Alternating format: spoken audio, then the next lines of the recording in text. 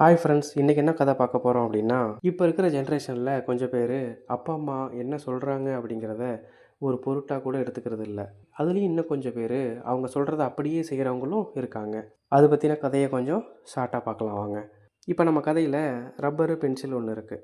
ரப்பரை பார்த்து பென்சில் சொல்லிச்சான், ஒவ்வொரு டைமும் நான் செய்கிற தப்புக்கு என்னை அழிச்சிட்டு என்னை திருத்தி சரியாக எழுத வைக்கிற, ஆனால் என்னை ஒவ்வொரு டைமும் என்னை அழிக்கிறப்ப நீ தான் அழிஞ்சிக்கிட்டே போகிற, அது உனக்கு வருத்தமாக இல்லையா அப்படின்னு கேட்டுச்சான். அதுக்கு அந்த ரப்பரு, அது என்னோட கடமை, அதுக்கு தான் என்னை படைச்சிருக்காங்க, அதை நினச்சி நீ எதுவும் வருத்தப்பட வேணாம், இதில் எனக்கு சந்தோஷந்தான், என்னால் உன்னோட தவறுகளை சரி செய்யப்படுது இல்லையா, அதுவே எனக்கு கிடைச்ச வெற்றி தான் அப்படின்னு சொல்லிச்சான்.